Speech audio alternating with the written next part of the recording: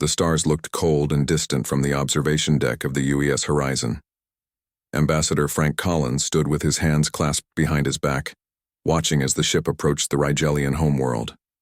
After 3 weeks of space travel, they were finally nearing their destination. The blue-green planet grew larger in the viewport, its 3 moons creating a beautiful backdrop against the blackness of space. "Nervous, sir?" asked Diane Powell, his assistant and the mission's second-in-command. Frank turned to face her. At 58, he was older than most active diplomats, with gray streaking his brown hair and lines around his eyes that deepened when he smiled. He did so now, though the expression didn't quite reach his eyes. "Only a fool wouldn't be nervous, Diane. We're the first humans to make official contact with an alien civilization. History books will remember what happens in the next few days." Diane nodded. She was 34, sharp-minded and practical. Her dark hair was pulled back in a simple style that matched her no-nonsense approach to diplomacy. "The team is ready. Eric finished the final cultural briefing this morning." "Good. And our gifts for the Rigelian Council? Secure in the diplomatic cases, earth art, music recordings, literature samples, and the formal treaty proposals from the United Coalition." Frank nodded and turned back to the viewport. The truth was, he was more than nervous. Earth had detected the Rigelian signals just 3 years ago. First contact had been made through radio transmissions, followed by video communications. The Rigelians seemed peaceful, curious about humanity, and willing to share some of their advanced technology. Yet something about the situation made Frank uneasy. "Ambassador," called Eric Martinez from the doorway. "The captain says we'll be entering orbit in 30 minutes. The Rigelian greeting party is standing by." Eric was the youngest member of the diplomatic team at 29. His expertise in linguistics and cultural anthropology had made him invaluable during the preparation for this mission. He had spent months studying the Rigelian language and customs from the limited data they had shared. "Thank you, Eric. Let's meet in the conference room for a final review." The small team gathered around the table in the ship's conference room. Besides Frank, Diane, and Eric, there were 4 other members: Dr. Susan Walker, the mission's scientific advisor; Jeff Harris, security chief; Lisa Bell, the communications specialist; and Peter Morris, the legal counsel. "This is it," Frank said, looking at each face around the table. "We represent not just the United Coalition, but all of humanity. The Rigelians are at least 200 years ahead of us technologically. They've mastered faster-than-light travel, gravity manipulation, and energy production beyond our current understanding. But remember, technology doesn't equal wisdom or good intentions. The intelligence report suggests they're not unified," Jeff pointed out. His military background was evident in his posture and close-cropped hair. "The moderate council made contact with us, but their military authority seems less enthusiastic about relations with Earth, which is why we proceed with caution," Frank replied. "We're here to establish peaceful relations, negotiate for technology exchange, and learn about their civilization. We're not here to make enemies or get involved in their internal politics." The HFY ship's intercom crackled to life. "Ambassador Collins, this is Captain Ryan. We're entering Rigelian orbit. Their orbital control is directing us to a docking position at their space station." "Thank you, Captain. We'll prepare for transfer." The team dispersed to collect their personal items and diplomatic materials. Frank returned to his quarters, where he recorded a brief message to be sent back to Earth. "This is Ambassador Frank Collins. We have arrived at the Rigelian homeworld and are preparing to dock with their orbital facility. Initial communications remain positive. I will send daily reports as our diplomatic mission progresses. For Earth and humanity, I pledge to represent our best qualities: curiosity, respect, and a sincere desire for peaceful cooperation." He ended the recording and looked at the small photo on his desk: his wife Mary and their 2 adult children. Frank touched the image lightly before placing it in his pocket. Then he gathered his diplomatic credentials and joined the others at the ship's airlock. The transfer to the Rigelian space station went smoothly. The human delegation was greeted by a group of Rigelians led by a tall figure with iridescent, blue-gray skin and large, expressive eyes. "Welcome to Rigel, Ambassador Collins," the alien said in carefully practiced English.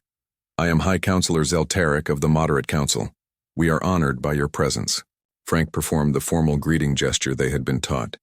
Right hand open at chest level, palm facing upward. The honor is ours, High Counselor. Earth extends its hand in friendship and looks forward to peaceful relations between our peoples. The space station was a marvel of engineering with sweeping curves and transparent sections that offered spectacular views of the planet below. The human delegation was escorted to their quarters, comfortable rooms adapted to human needs based on the information exchanged during their earlier communications. You will rest today, Zeltaric explained. Tomorrow, we will begin formal talks and present you to the full council. That evening, as the team gathered in Frank's quarters to discuss their initial impressions, Eric shared something concerning. I noticed military personnel watching us. They weren't part of the greeting party, but they were observing from a distance. Their uniform insignias match what we know about the military authority. Expected, Jeff said. They'd be foolish not to monitor us. It was more than monitoring, Eric insisted. I caught some of their conversation.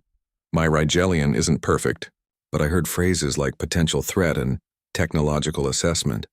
Frank frowned. Keep your observations coming, but remember our mission. We're here to build bridges, not find reasons for suspicion. Later that night, alone in his quarters, Frank looked out at the unfamiliar stars. The Rigelian homeworld turned slowly beneath. The station, beautiful and alien. He couldn't shake the feeling that they were missing something important. A soft chime announced a visitor. Frank opened the door to find Zeltaric standing there. Ambassador, may I speak with you privately? Of course, High Counselor. Please come in. The tall alien entered, glancing around before speaking in a lowered voice. There are things you should know before tomorrow's meeting. Not all Rigelians welcome your arrival.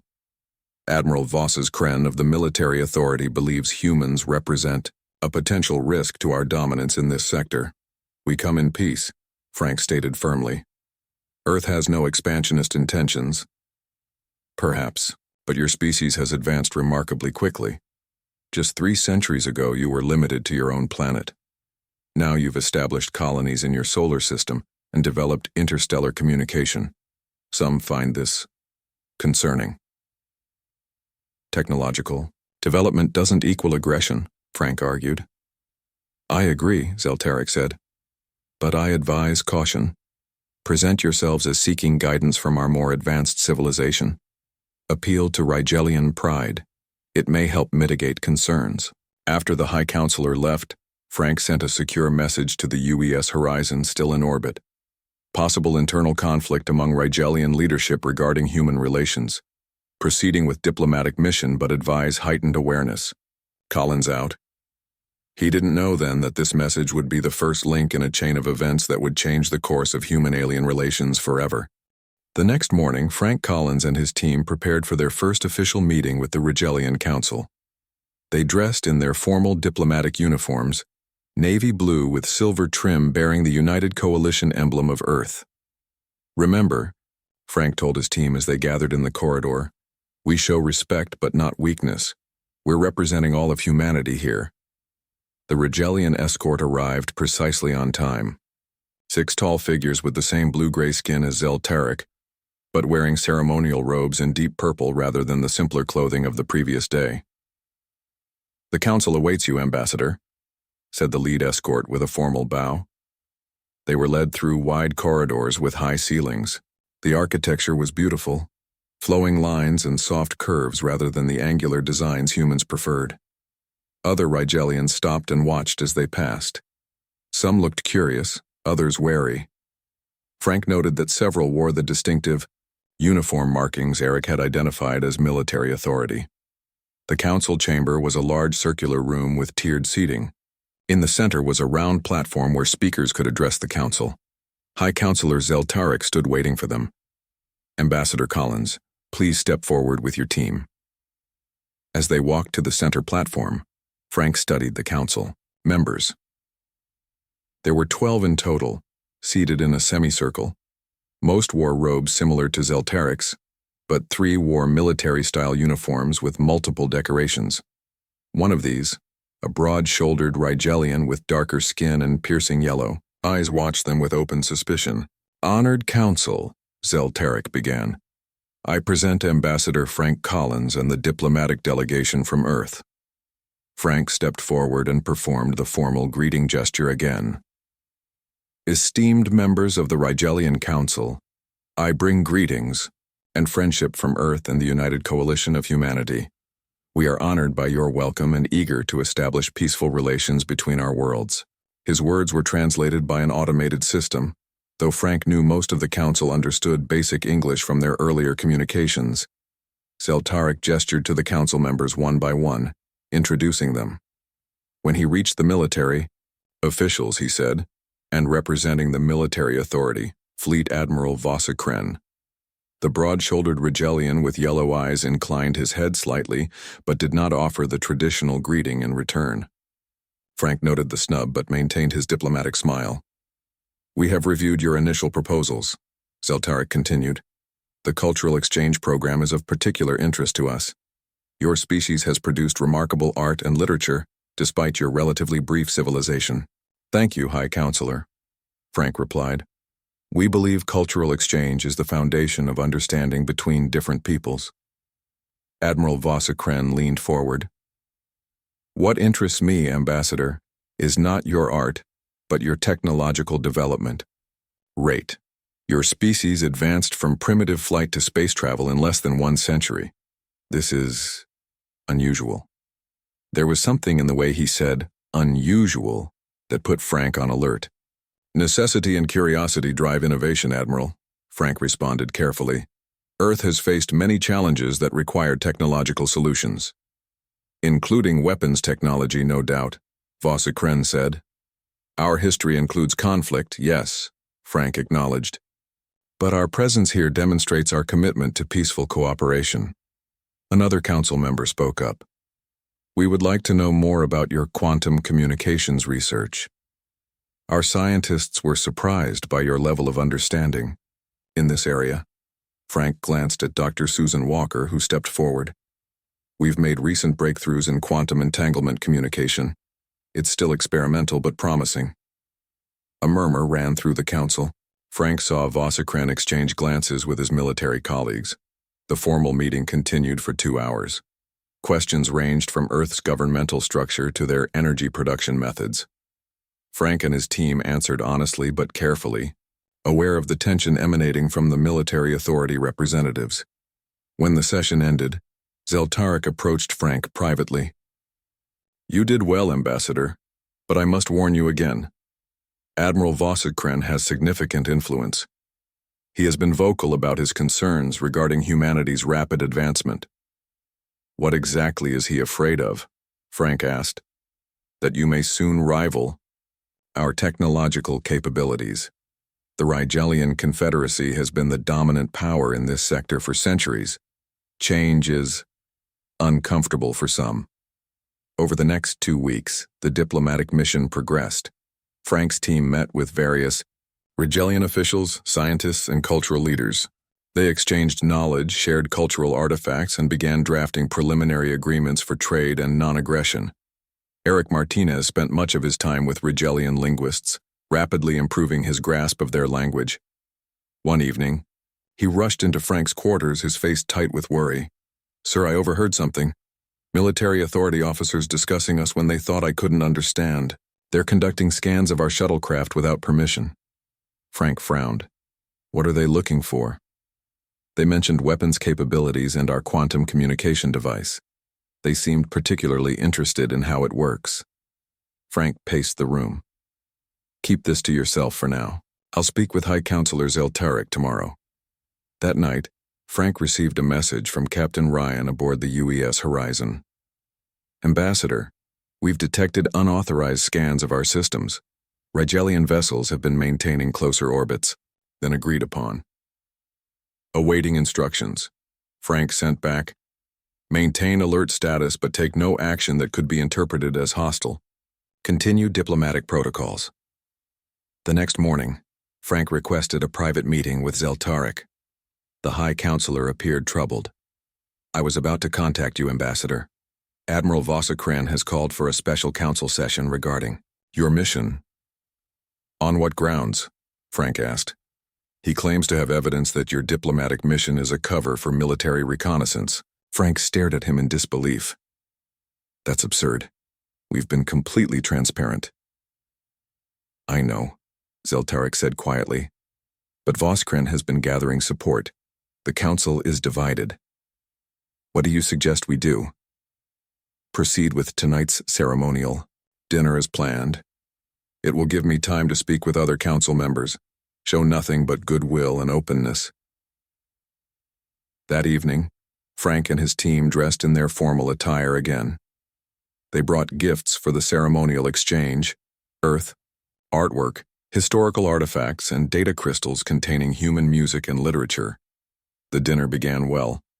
The Great Hall was decorated with symbols from both worlds. Food had been prepared that was safe for human consumption based on their biological data. There were speeches about friendship and cooperation. Frank was just beginning to relax when the doors to the hall burst open. A squad of Rigelian security forces entered, led by Admiral Vossakran himself.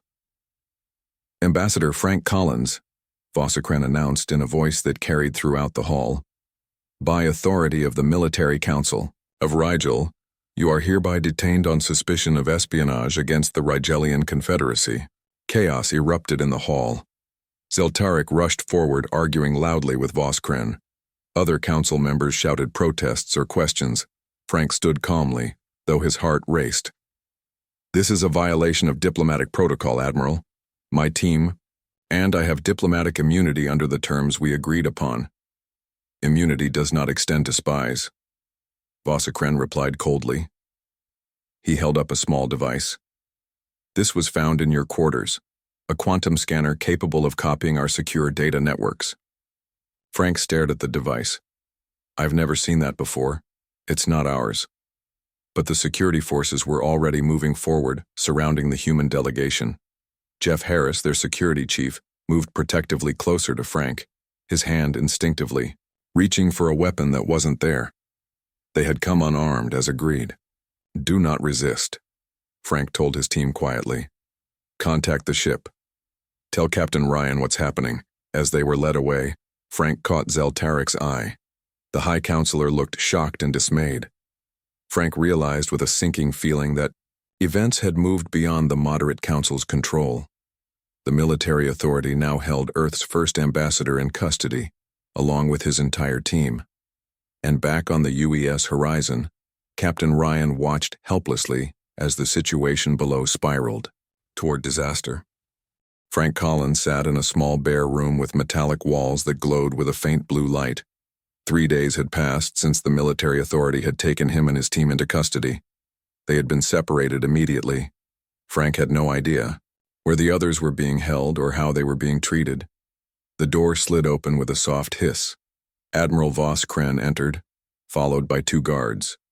Frank noticed they carried weapons now, something they hadn't displayed during the diplomatic meetings. Ambassador, Vossakren said, not bothering with formal greetings. Your situation has become more serious. Frank remained seated, keeping his expression neutral. My team and I have committed no crime. We came as peaceful representatives of Earth, so you claim. Vossakren placed a small device on the table between them. It projected a 3-dimensional image, technical diagrams of what appeared to be Rigelian defense systems. These were found in your assistant's personal data storage. Frank shook his head. That's impossible. Diane Powell would never.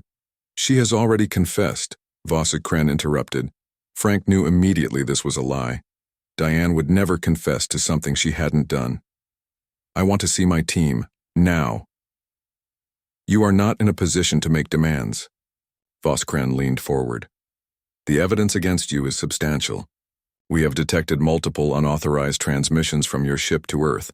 Your so-called diplomatic mission was clearly intelligence gathering. Those were scheduled status reports, as agreed in our diplomatic protocols, Frank insisted. Admiral, this path you're taking will have serious consequences for relations between our worlds. Is that a threat, Ambassador? It's a fact. Earth won't stand by while its representatives are falsely accused. Vosakren's yellow eyes narrowed. Your Earth is 27 light-years away. Even with your fastest ships, help would take years to arrive. By then, this matter will be long resolved.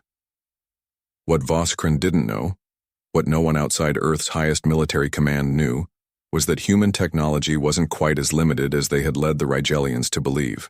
But Frank kept this to himself. I demand to speak with High Counselor Zeltaric, Frank said. The Moderate Council has been temporarily suspended on matters of external security, Vosakren replied. A military tribunal will hear your case tomorrow. After Vosakren left, Frank paced the small room. He needed to get a message to the UES horizon. Captain Ryan would have already reported the situation to Earth, but Frank needed to make sure they understood the seriousness of what was happening. His opportunity came that evening when a different guard brought his meal. This guard was younger, and Frank had noticed him looking uncomfortable during previous interactions. The food on your world is quite different from ours, Frank said conversationally as the guard set down the tray. The guard glanced at him briefly. We've adapted it to be compatible with your biology. I appreciate that. May I ask your name? A hesitation. Trelmik.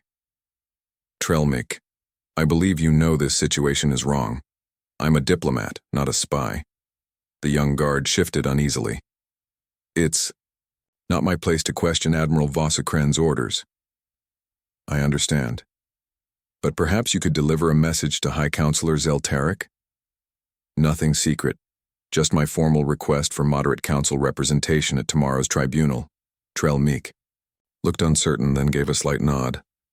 I will try. That night, Frank couldn't sleep. He thought about his team, about Earth so far away, about the carefully constructed diplomatic mission that had gone so terribly wrong. He also thought about the contingency plans that had been put in place before their departure. Plans he had hoped would never be needed. The next morning, Frank was taken to a large chamber that had been arranged as a tribunal court. 3 senior military authority officials sat at a raised platform. To Frank's relief, he saw his team seated together. On one side of the room, they looked tired but unharmed. Diane caught his eye and gave a small, determined nod. Frank was surprised to see Zeltaric and 2 other Moderate Council members present as well. Perhaps Trelmik had delivered his message after all. The tribunal began without preamble. Charges were read: espionage, unauthorized data collection, transmission of classified information, and conspiracy against the Rigelian Confederacy.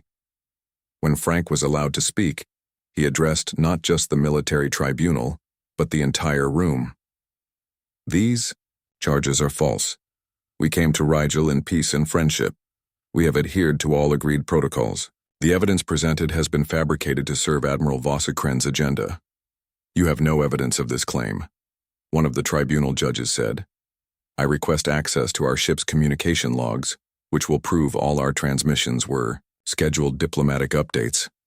Your ship has been quarantined in orbit. Its systems may be compromised. Frank realized then that the tribunal was merely for show. The decision had already been made. Zeltaric stood suddenly. As High Counselor, I formally protest these proceedings. The Moderate Council has not authorized this tribunal. Your protest is noted, the lead judge replied coldly.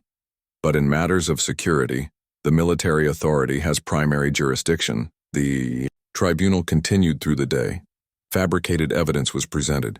Witness testimony was twisted. Frank and his team were given little opportunity to defend themselves. As evening approached, the tribunal announced its verdict. Guilty on all charges.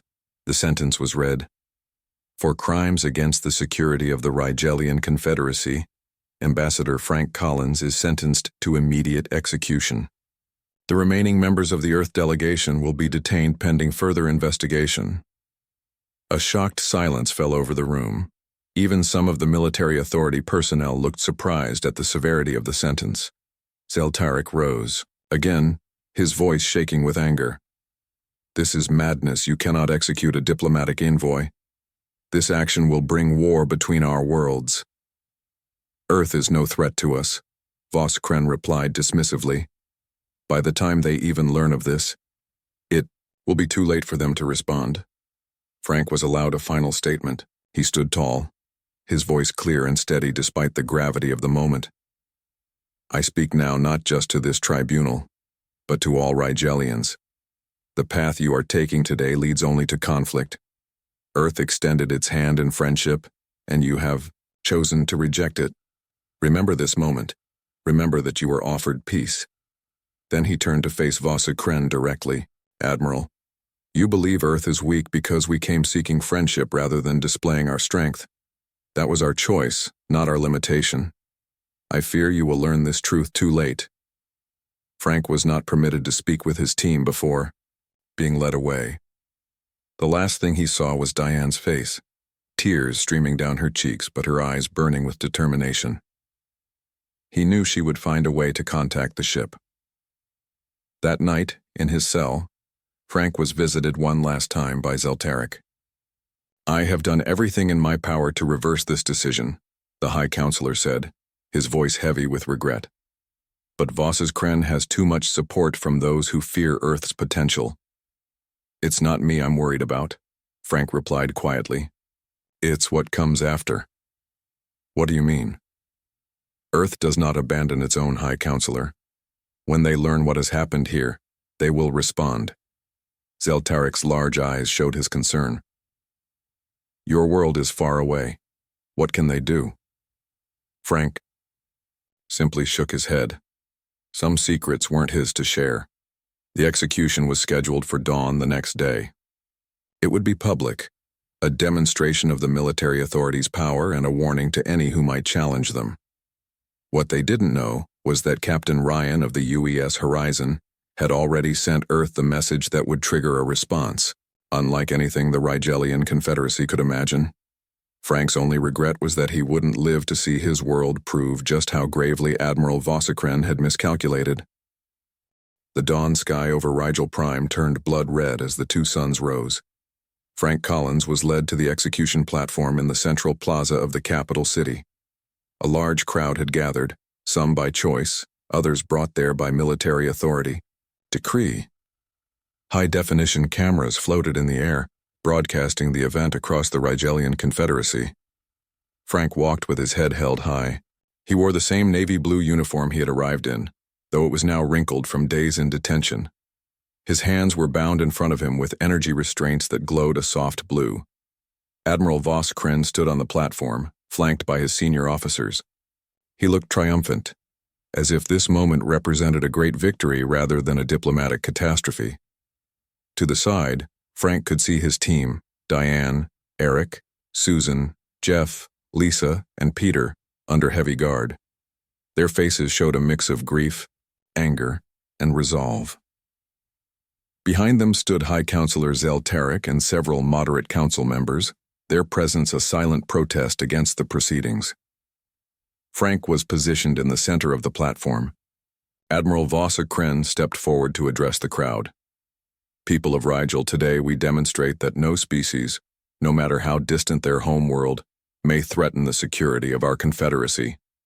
This human came to us claiming peace while gathering intelligence on our defenses and technology. The sentence for such crimes is death. Frank was offered a chance for final words.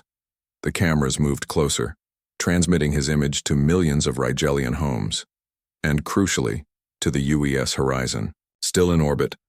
I stand before you as a representative of Earth and humanity, Frank began, his voice clear and steady. We came to your world seeking friendship and cooperation. That offer was genuine. What happens here today is a tragic mistake that cannot be undone. He paused, looking directly at Vossakren.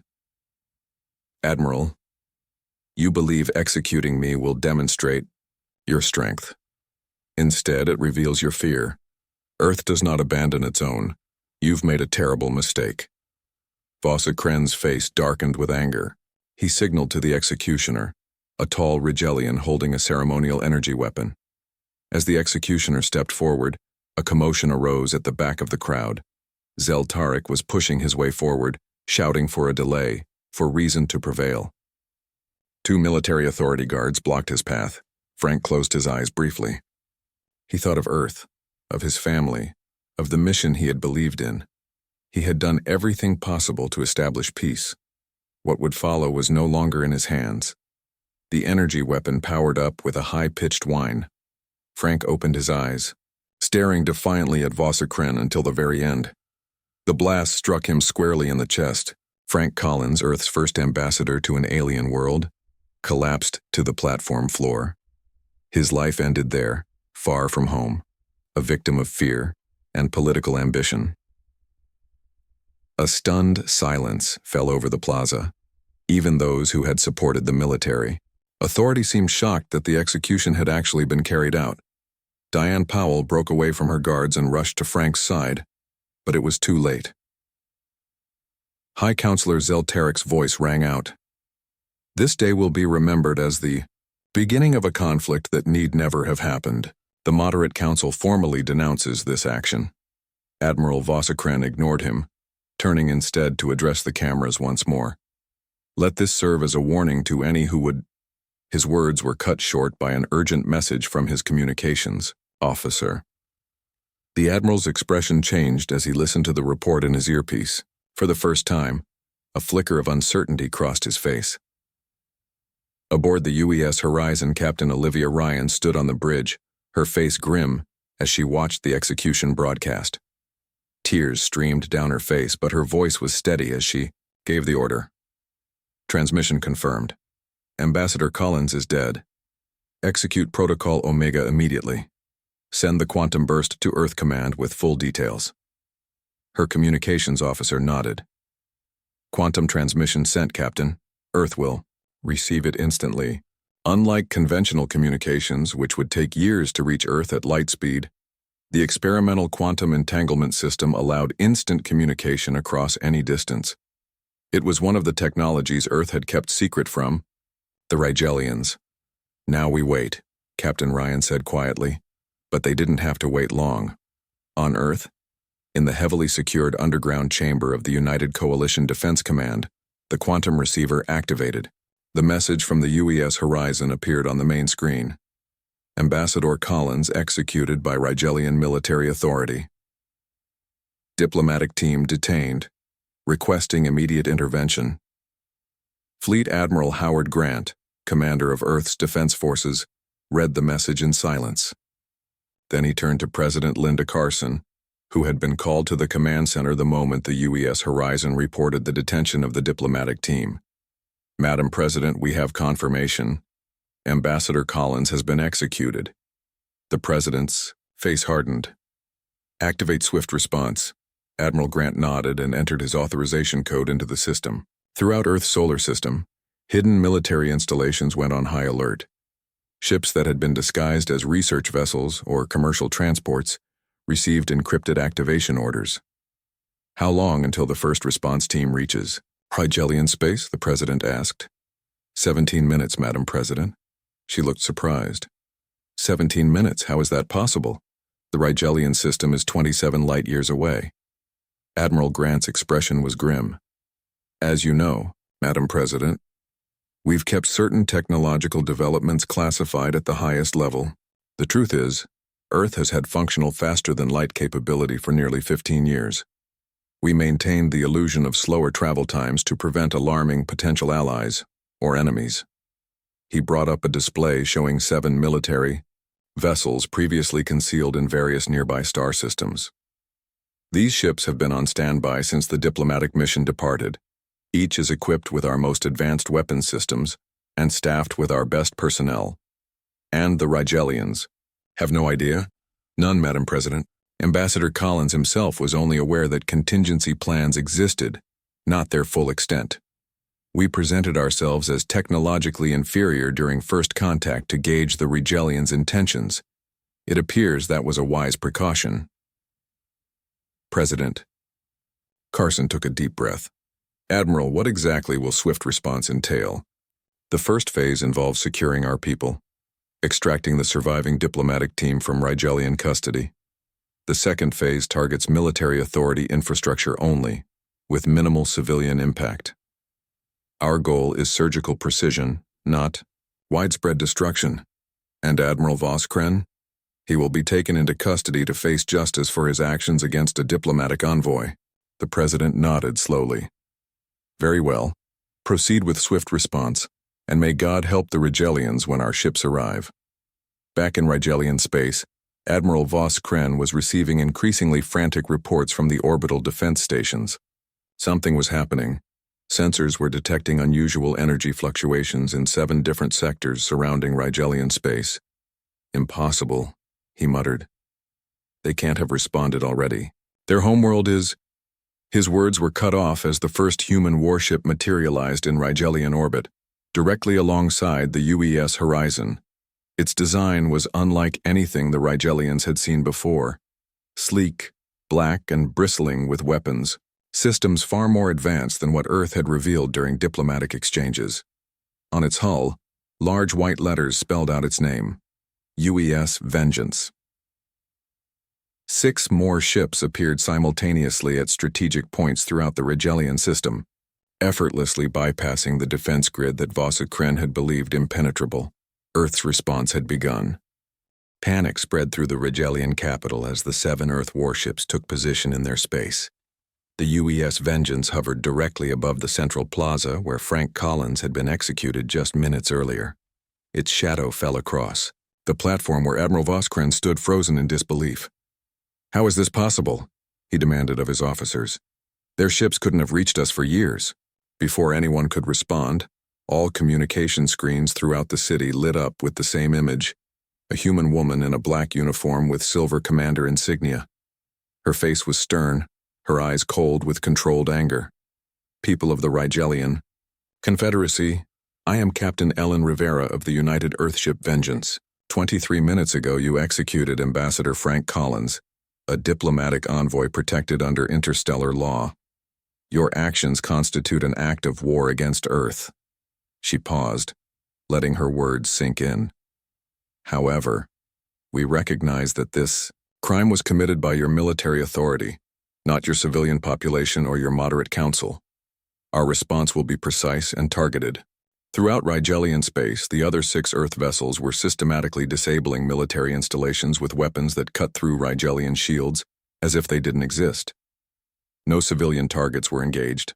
There were no mass casualties. Each strike was surgical, designed to neutralize the military authority's ability to respond while minimizing loss of life.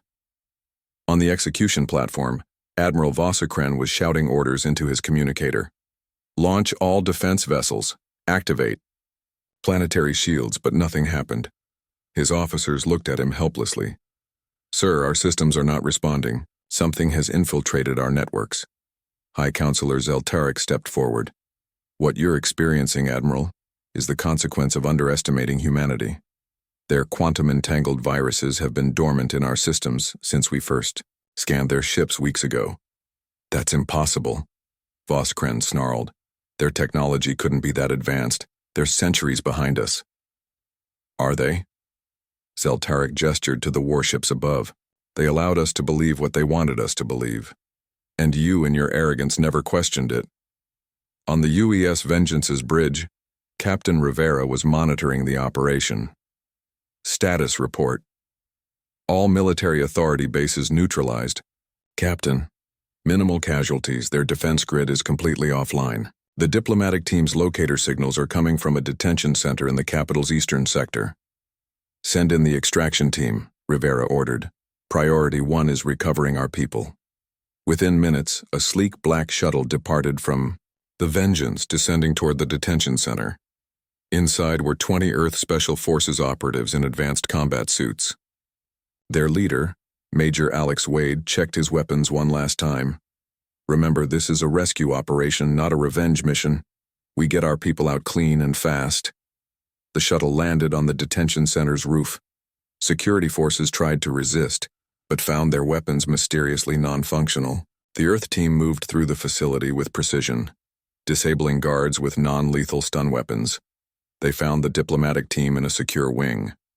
Diane Powell was the first to see them, her eyes widening in shock. You came, she whispered. How did you get here so quickly? Ma'am, we've been in position since before your mission arrived, Major Wade explained as his team removed their restraints. Earth doesn't send diplomats into unknown territory without insurance. Back at the Capitol Plaza, a second shuttle descended from the Vengeance. This one landed directly in front of the execution platform. The ramp lowered, and 12 soldiers in black uniforms emerged, surrounding Admiral Voskren and his senior officers. Their leader approached Voskren directly. "Admiral Voskren, by authority of the United Coalition of Earth, you are under arrest for the unlawful execution of Ambassador Frank Collins and crimes against diplomatic personnel." For the first time, true fear showed in Voskren's yellow eyes. "You have no jurisdiction here. This is Rigelian space." "Your actions created jurisdiction when you executed our ambassador," the officer replied coldly. "You will be returned to Earth to stand trial." Voskren and 6 other military authority leaders were escorted onto the shuttle. As they departed, High Counselor Zeltarek approached the remaining Earth officers. "What happens now?" he asked, his voice heavy with the weight of the day's events. "That depends on your council," came the reply.